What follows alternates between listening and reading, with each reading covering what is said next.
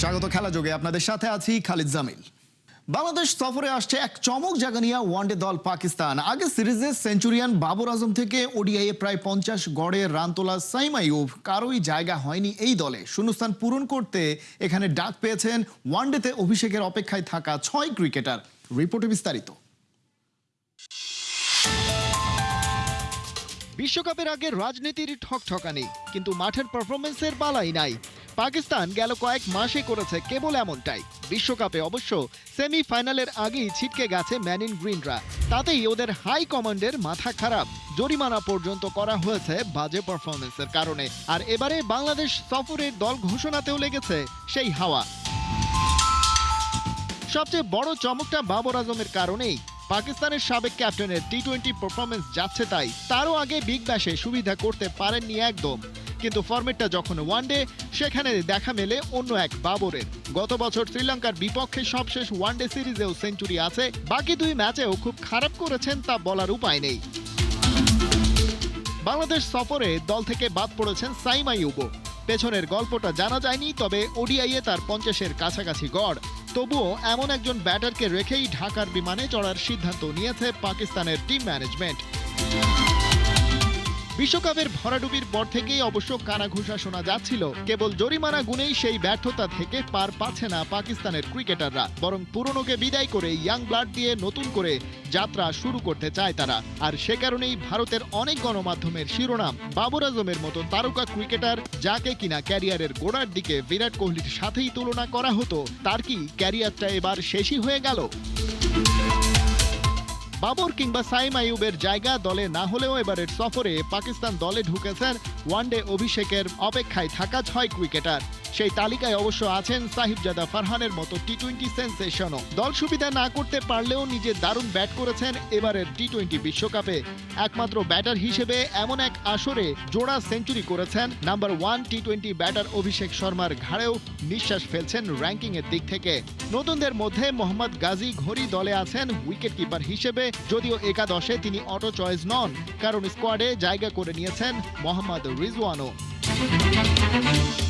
এ নিয়ে দ্বিতীয়বারের মতো পাকিস্তান ওয়ানডে দলের ক্যাপ্টেন্সি পেয়েছেন শাহিন শাহ আফ্রিদি। প্রথমবারের অভিজ্ঞতাও অবশ্য সেটা নিয়েই এখন চলছে কাটাছেঁড়া। খালিদ জামিল, একাত্তর। মেঘ কেটে যাচ্ছে পাকিস্তান দলের। বাংলাদেশে আসা নিয়ে কোনো শঙ্কা নাই বিসিবির। বুধবারই ওয়ানডে স্কোয়াড ঘোষণা করেছে পাকিস্তান ক্রিকেট বোর্ড। যুদ্ধের কারণে দুবাই রুটে জটিলতা থাকলে ব্যাংকক দিয়ে ঢাকায় আসার সুযোগ আছে আফ্রিদিদের, বলছেন বিসিবি পরিচালক ইফতেখার রহমান মিঠু। বিপিএল এ বিজয়ের বকেয়া টাকা না পাওয়া ইস্যুতেও মুখ খুলেছেন বিপিএল এর গভর্নিং কাউন্সিলের এই সদস্য সচিব। সাইফুল রূপকের রিপোর্ট। ভক্তরা বলে কিং বাবর, ব্যাটের যে দুরবস্থা, মুকুটটা হচ্ছে হাতছাড়া। আসছে দিনে হেলমেট পরারও মৌকা মিলছে না। বাংলাদেশের বিপক্ষে ওডিআই সিরিজের জন্য বাবর আজমকে যোগ্যই মনে করেনি পাকিস্তানের নির্বাচকরা। বিশ্বকাপে হতশ্রী পারফরমেন্সের কারণে জরিমানা দিয়েছেন 50 লাখ রুপি। মরার ওপর খাড়ার ঘা, এবার দল থেকেই বাদ এই তারকা ব্যাটার। শাহিন শাহ আফ্রিদির নেতৃত্বে 6 নতুন মুখ নিয়ে 15 জন স্কোয়াড ঘোষণা পিসিবির। লাহোরের প্রেস রিলিজে উল্লেখ আছে 8 মার্চ ঢাকায় পৌঁছাবে মেন ইন গ্রিন। যদিও মধ্যপ্রাচ্যে চলমান অস্থিরতায় আফ্রিদিদের বাংলাদেশে আসার ফ্লাইট নিয়ে একটা শঙ্কা আছে। বিসিবি এবং পিসিবির কি কোনো আলাপ হয়েছে? পাকিস্তান আসলে তো হয় আপনার দুবাই হয়ে আসতে হবে, নয়তো থাইল্যান্ড হয়ে আসতে হবে। আমি যতটুকু জানি এরকম কোনো কনসার্ন এখনো আসে নাই, কিন্তু উই আর অল ওয়াচিং যে কি হয়েছে। হয়তো দেখবেন যদি আসে তাহলে হয়তো থাইল্যান্ড রুট নিয়ে আসবে। সময় মতোই পাকিস্তান সিরিজ হচ্ছে বিশ্বাস বিসিবি পরিচালক ইফতেখার মিঠুর। যদিও সময়, দিন, মাস, বছর পেরিয়ে গেলেও এখনও বকেয়া টাকা পাননি 2025-এ রাজশাহী হয়ে বিপিএল খেলা এনামুল বিজয়। মঙ্গলবার সংবাদ মাধ্যমে ক্ষোভ ঝেড়েছেন। বকেয়া 30 লাখ টাকার খোঁজে আছেন এই ডানহাতি উইলোবাজ। কোথায় কি কারণে বিজয়ের টাকা আটকে আছে বুধবার খোলাসা করলেন বিপিএল এর সদস্য সচিব Mithu. Bijoy was a direct payment, হ্যাঁ, অ্যান্ড বিজয়কে অ্যাপারেন্টলি আমাদের বোর্ড থেকেই বলা হয়েছিল যে they will take care, not to worry. আপনারা যদি জানেন যে রাজশাহী মাঠে আসছিল না ওইরকম সময়, আগের গভর্নিং কাউন্সিল কমিট করেছিল। তো সুতরাং যেহেতু রাজশাহীর কোনো টাকা নাই, এটা আমাদের বোর্ড মিটিংয়ে অ্যাপ্রুভ করে Bangladesh cricket board has to pay. আমার জুডিশিয়াল পড়ে না, কালকেও আমার সাথে কথা হয়েছে যে আমি will take it up again in the board, যেটাকে একটা সলিউশন করার জন্য। সবশেষ বিপিএল এর পেমেন্ট জটিলতা অনেকটাই কেটে গেছে। বিসিবির মধ্যস্থতায় মুখে হাসি ফুটেছে সিলেট এবং নোয়াখালীর ক্রিকেটারদের। তবে গলার কাটায় যেন রূপ নিচ্ছে ঢাকা ক্যাপিটালস। ঈদের আগে কি পুরো টাকা বুঝে পাবেন তাসকিন, সাইফ, মিঠুনরা? গভর্নিং কাউন্সিলে আলাপ করতে হবে যে আমরা টাইম দিব কি দিব না, কারণ ওনাদের আপনারা জানেন 5 কোটি টাকার চেক আর 5 কোটি টাকা ব্যাংক গ্যারান্টি আছে, আর ওদের হিসাবে যেটা আছে অ্যারাউন্ড 3 কোটি টাকার মতো পাওনা ছিল। সো সুতরাং still it is cover. So hopefully আমরা চাচ্ছি যে ঈদের আগে এটাকেও কমপ্লিট করে আমরা যে কমিটমেন্ট করেছিলাম টু দ্য প্লেয়ার্স যে এবার আমরা ওনাদের টাকা না পেলে উই উইল সুপারভাইজ অ্যান্ড ওরা যাতে টাকাটা ফুল পেমেন্ট পায়, এইটা ঢাকা কমপ্লিট হয়ে গেলে আমরা মনে করব আমাদের যে we are successful. Saiful report, ৭১। বর্তমান বোর্ডের বড় ব্যর্থতা, লিগ ঠিকঠাক মাঠে রাখতে পারছে না। মার্চ মাস চলছে অথচ ঘোর অন্ধকারে Dhaka premier division cricket league. কমপক্ষে 180 জন ক্রিকেটারের রুটি রুজি নিয়ে বোর্ডের উদাসীনতায় হতাশ সাবেক ক্যাপ্টেন খালেদ মাহমুদ সুজন। তিনি সাবেক ক্যাপ্টেন পরিচালক পরিষদে থাকার পরও বর্তমানে বোর্ডের অনেক কার্যকলাপে রীতিমতো অবাক এই সাবেক বোর্ড পরিচালক। নাহিয়ান বিন জসিমের রিপোর্ট। বিসিএল ফাইনাল শেষে ট্রফি হাতে তাসকিনের সেলিব্রেশন, সোশ্যাল মিডিয়ায় পোস্ট, কমেন্ট সেকশনে বর্তমান বোর্ডকে টিপ্পনি কেটে আরেক পেসার রুবেল হোসেনের কমেন্ট, তোরা কি এরপর আর নিজেরা কোনো টুর্নামেন্ট খেলবি, যেহেতু বিশ্বকাপটাই খেলা হয়নি। আমিনুল ইসলামের বোর্ড ক্রিকেট কূটনীতিতে মুনশিয়ানা দেখাতে চরম ব্যর্থ, ফলাফল বিশ্বকাপ মিস। ক্রিকেটারদের উপর দোষ চাপিয়ে দায় এড়াতে চেয়েছিলেন সাবেক ক্রীড়া উপদেষ্টা ডক্টর আসিফ নজরুল। কড়া প্রতিবাদী করেছেন সিনিয়র কোচ মোহাম্মদ সালাউদ্দিন। উনি খারার উপরে এরকম মিথ্যা কথা বলবে, এটা আসলে আমি ভাবতে পারতেছি না। আমি কিভাবে ছেলেদের সামনে আসলে মুখ দেখেন। বিসিবি আর বর্তমান প্রেসিডেন্ট কি দায় এড়াতে পারেন? বিশ্বকাপের বদলে সান্ত্বনার অদম্য টি-20 আর বিসিএল, অথচ মার্চ মাস চলছে, কোনো আওয়াজ নেই প্রিমিয়ার ডিভিশন ক্রিকেট লিগের, যার উপর নির্ভর করে দেশের বেশিরভাগ ক্রিকেটারের রুটি রুজি। লিগগুলো ঠিক মতো হচ্ছে না, সেটা সবচেয়ে বড় কারণ। আপনি যতই পিসিএল করেন, অদম্য টুর্নামেন্ট করেন, এগুলাতে আপনি একটা লিমিটেড প্লেয়ারকে খেলাতে পারতেছেন, কিন্তু প্রিমিয়ার লিগে 12টা টিমে প্রায় আপনার, যদি আপনি 20টা করে প্লেয়ার ধরেন বা আপনি 15টা করে প্লেয়ার ধরলেও 180টা প্লেয়ার, তারা তো এতগুলো ছেলে তো খেলতে পারছে না। খেলা মাঠে না রাখতে পারা বিসিবির সঙ্গে ক্রিকেটার আর ক্লাবের দূরত্ব, পরিচালকদের লাগামহীন মন্তব্য, সব মিলে বর্তমান বোর্ড অসংখ্য কারণে সমালোচিত। অথচ পরিচালক পর্ষদে 3 সাবেক ক্যাপ্টেন। জোর গুঞ্জন সরকার বদলের পর দ্রুতই বদল আসছে বিসিবিতেও। ইলেকশনে যথেষ্ট ম্যানিপুলেশন হয়েছে, যথেষ্ট সরকারি হস্তক্ষেপ ছিল, সবই ছিল। যেহেতু একটা কেস অলরেডি কোর্টে আছে, তো সেই কেসটা আবার কি পুনরুজ্জীবিত হবে কিনা বা সেটা ডিসিশন কি হবে, সেটার উপর অনেক কিছু ডিপেন্ড করছে এই বোর্ডের ভাগ্য। বুলভাই মানে একটা ভালো দল নিয়ে খেলছে না আসলে, তো ওই দলের মধ্যে যদি টিম স্পিরিট না থাকে বা এক দল যদি একটা লক্ষ্য না থাকে, তাহলে ওই দলে কিন্তু কাজ করাটা খুবই কঠিন। এই যার মতন কথা বলছে, যার যেমন খুশি বক্তৃতা দিতে পারছে। সামনেই পাকিস্তান সিরিজ, কথা ছিল দ্রুতই ফিরছেন সাকিব। বিশ্বকাপ মিসের কষ্টে ভক্তরা অন্তত সুখ খুঁজেছিলেন সাকিবের প্রত্যাবর্তনের খবরে, কিন্তু পাকিস্তান সিরিজ শুরু হবার 1 সপ্তাহ আগেও বিসিবির কাছে কোনো সুখবর নেই।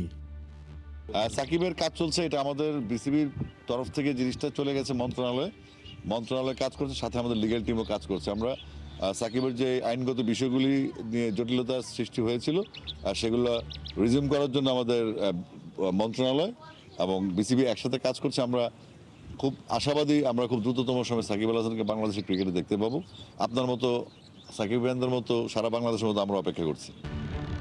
নাহিয়ান বিন জসিম, ৭১।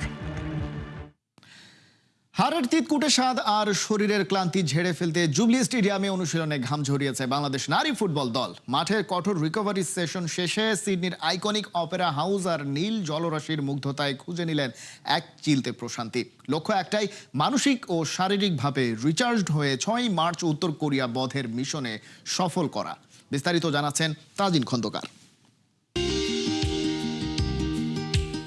হাড় থেকে হিলিং, সিডনির নীল সাগরের লাল সবুজের রিফ্রেশমেন্ট, ঘরের মাঠ থেকে অপেরা হাউসের নীল জলরাশি, এ যেন বাংলার বাঘিনীদের এক রিকভারি ডায়েরি। ক্লান্তি যখন তুঙ্গে, তখনই চাই এক চিলতে প্রশান্তি, হাড় ভাঙা খাটুনি আর পরাজয়ের তিতকুটে স্বাদ, সব মিলিয়ে এক অস্থির সময়।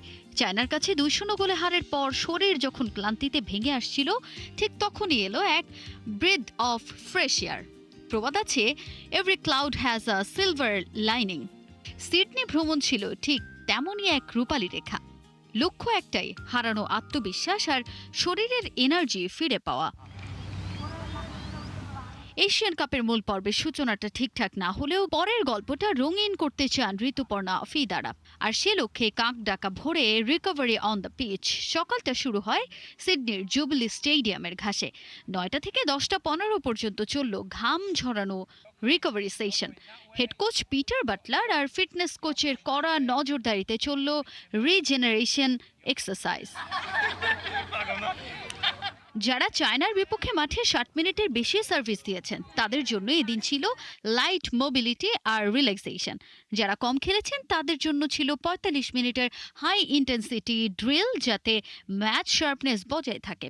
সেশন শেষে বরফ শীতল আইস রিকভারি প্রোটোকল দিয়ে পেশের ক্লান্তি দূর করলেন ঋতুপর্ণা চাকমা। ফিজিওথেরাপিস্টের রিপোর্ট বলছে বড় কোনো ইনজুরি নয়, আছে শুধু লড়াইয়ের সামান্য ক্ষত।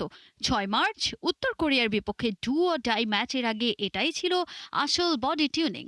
বড় ধরনের কোনো ইনজুরি নেই আমাদের টিমে, সো মেয়েরা সুস্থ আছে, সেটা হচ্ছে সবচেয়ে বড় গুড সাইন। কারণ পরের ম্যাচটা আরও বেশি ইম্পর্টেন্ট আমাদের জন্য। আমরা যদি একটা পয়েন্ট আনতে পারি পরের ম্যাচে, তো আমরা ওইভাবেই মোটিভেট করছি মেয়েদের। আমরা ভিডিও সেশন করব, তারপর মাঠে প্র্যাকটিস ট্রেনিং সেশন করব, দেন ইনশাল্লাহ আই হোপ মেয়েরা ভালো করবে। মাঠের শৃঙ্খলা আর জার্সির ঘেরাটোপ থেকে বেরিয়ে দুপুরের পর মেয়েরা যেন খুঁজে পেলেন এক স্বাধীনতা। 2 সপ্তাহ পর একটু me time. Sydney Opera House আর রয়্যাল বোটানিক গার্ডেনের সামনে যখন ঋতুপর্ণা প্রীতিরা দাঁড়ালেন, তখন তাদের চোখে মুখে হারের ক্লান্তি নেই, আছে শুধু মুগ্ধতা। কেউ ভিডিও করছেন, কেউ বা আইকনিক হারবার ব্রিজের সামনে দিচ্ছেন পোজ। তবে এই আনন্দ শুধুই ক্ষণিকের। দ্য ফাইনাল কাউন্টডাউন তো অপেক্ষা করছে জয়িতাদের জন্য। সামনেই যে উত্তর কোরিয়ার অগ্নি পরীক্ষা, তাই আবারও শুরু হবে বাংলার মেয়েদের ব্যাটল মোড। এই রিফ্রেশমেন্টটিকে তবে 6 তারিখে মাঠে ঝোড়ো পারফরমেন্স হয়ে ফিরে আসবে। পার্থে যাওয়ার আগে সিডনিতে টিকে থাকতে হলে জয় ছাড়া কোনো পথ নেই। প্রত্যাশা করা যায় এই সাইড সিংই উত্তর কোরিয়ার বিপক্ষে ম্যাচের আগে বাংলার মেয়েদের চার্জ আপ করবে। তাজিন খন্দকার, 71। চলমান ইসরায়েল যুক্তরাষ্ট্রের সংঘাতে অনিশ্চয়তার মুখে পড়েছে ইরানের 2026 বিশ্বকাপ খেলা। তবে ইরানের ফুটবল বিশ্বকাপে অংশগ্রহণ নিয়ে মাথা ঘামাচ্ছেন না যুক্তরাষ্ট্রের প্রেসিডেন্ট ডোনাল্ড ট্রাম্প।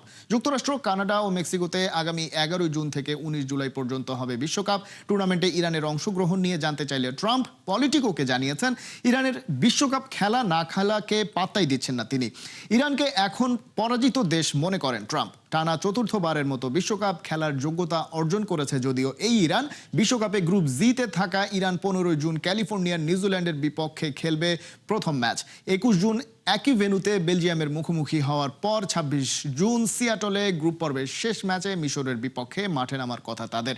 তবে বিশ্বকাপ না খেলার বিষয়ে এখনও আনুষ্ঠানিকভাবে কিছু জানায়নি ইরান ফুটবল ফেডারেশন।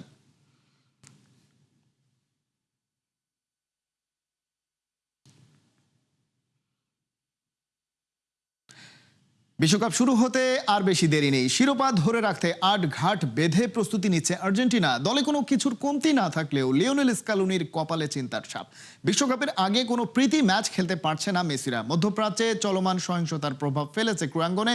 এর ভুক্তভোগী এখন আর্জেন্টিনা। পরিকল্পনা অনুযায়ী 27 মার্চ কাতারে ফিনালিসিমা খেলার কথা থাকলেও চলমান সহিংসতার কারণে কাতারে ম্যাচটি স্থগিত ঘোষণা করা হয়। ভেন্যু পরিবর্তন করে যুক্তরাষ্ট্রে নেওয়ার কথা থাকলেও তা অগ্রগতি হয়নি।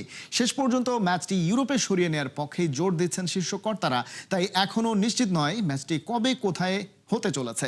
ফিনালিসিমার 4 দিন পর কাতারের সাথে প্রীতি ম্যাচ হওয়ার কথা থাকলেও সেটাও খেলতে পারছে না মেসি বাহিনী। সবকিছু মিলিয়ে বিশ্বকাপের আগে দলকে পরখ করে দেখার সুযোগই পাচ্ছেন না স্কালোনি। হঠাৎই গুঞ্জন, মধ্যরাতে ক্রিস্টিয়ানো রোনালদো রিয়াদ ছেড়েছেন। পরেই জানা গেল রিয়াদেই আছেন CR7। এদিকে পর্তুগিজ সুপারস্টারকে নিয়ে আল নাসর জানিয়েছে দুঃসংবাদ। হ্যামস্ট্রিং এর ইনজুরিতে ছিটকে গেছেন বিশ্বসেরা স্ট্রাইকার। কতদিন লাগবে ফুল ফিট হতে কিছুই জানায়নি ক্লাব কর্তৃপক্ষ। Kohinoor corner report. ম্যাচের 12 মিনিটে পেনাল্টি মিস, হঠাৎই অস্বস্তি, আর পারা যায়নি। অবশেষে 81 মিনিটে খুঁড়িয়ে মাঠ ছাড়া। সৌদি প্রো লিগে আল ফায়ার বিপক্ষে ম্যাচটায় আল নাসর জয় নিয়ে ফিরলেও দুর্ভাগ্যকে সঙ্গী করে ফিরেছিলেন ক্রিস্টিয়ানো রোনালদো। প্রাথমিকভাবে আল নাসর কোচ জানিয়েছিলেন পেশিতে চোট পেয়েছেন CR7। তবে এবারে এসেছে তার আপডেট। মেডিকেল টিম স্ক্যান করে জানিয়েছে রোনালদোর হ্যামস্ট্রিংয়ে চোট লেগেছে। রিকভারির জন্য শুরু হয়ে গেছে তার রিহ্যাবিলিটেশন। তবে কবে নাগাদ ফিট হতে পারবেন এই বিষয়ে কিছুই বলা যায়নি। তাতেই রোনালদো ভক্তদের কপালে চিন্তার ভাঁজ। সাধারণত গ্রেড 1 চোট সারতে 1 থেকে 3 সপ্তাহ সময় লাগে, কিন্তু 41 বছর বয়সে ফিট হওয়ার সময় আরও বেশি লাগতে পারে। আর যদি চোট গ্রেড 2 বা 3 হয়, সেক্ষেত্রে ফিট হতে কয়েক মাস সময় লেগে যেতে পারে। রোনালদোর ইনজুরি নিয়েই যখন সবাই চিন্তায়, তখন আকাশে বাতাসে ভেসে বেড়াচ্ছে নতুন গুঞ্জন। রোনালদো নাকি রিয়াদ ছেড়েছেন। রিয়াদের যুক্তরাষ্ট্র দূতাবাসে ড্রোন হামলার পর ফ্লাইট ট্র্যাকিং ডেটায় দেখা যায় গভীর রাতে পর্তুগিজ স্ট্রাইকারের বিলাসবহুল ব্যক্তিগত জেট সৌদি আরব থেকে মাদ্রিদের উদ্দেশ্যে উড়ে গেছে।